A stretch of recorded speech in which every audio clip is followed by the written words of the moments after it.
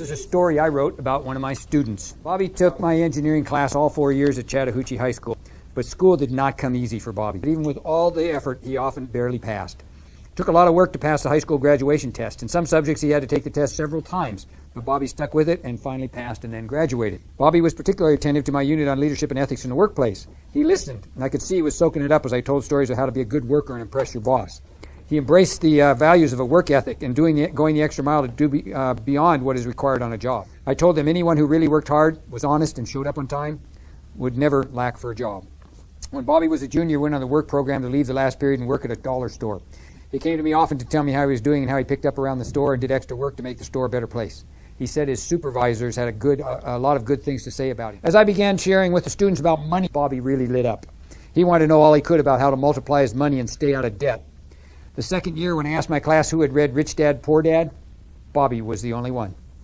He often shared with the class what he had been learning about wealth building. He told me how he was saving his money and refused to waste it. He knew he would have to do something very special financially because he would probably never get a high-paying job. Bobby shared what he was learning with his mom. She started coming by my room and asking questions. She wanted to know how to buy her own home. I gave her a lot of advice and set her up with an organization that helps first-time home buyers. She went to classes, and after almost a year of looking, she found a house for a very good price and bought it. Can you believe a single mom who works as a custodian owning her own house? That's awesome. Bobby stopped in to visit me the other day. I was interested to find out how he was doing. He said he's on track, saving all he can. He has a CD in a local bank and opened up a Roth IRA and has money deducted from his paycheck to go into it every month. I told Bobby to be real careful in picking the woman he will marry. Having a good marriage is really important for living a meaningful life, and divorce is one of the most financially devastating things that can happen to you.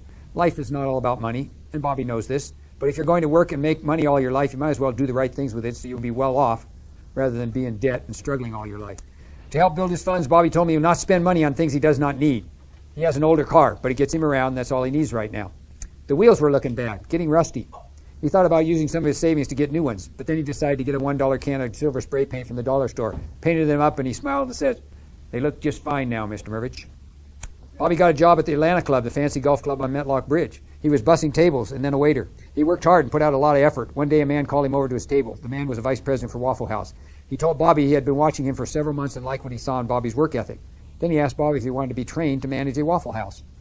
Bobby got the training. Is now the manager at the Waffle House at Centennial Park downtown. I asked Bobby how his Roth IRA was doing. He said he's up to $20,000. Keep in mind he's just 25 years old and he's never had a high-paying job. Bobby's in the final stages of qualifying to buy his own home.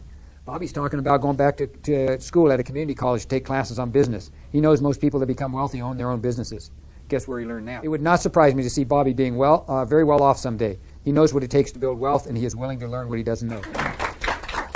Bobby wasn't necessarily smart with academic things, but he was very wise about what he was going to do with his life. And wise creams smart any day.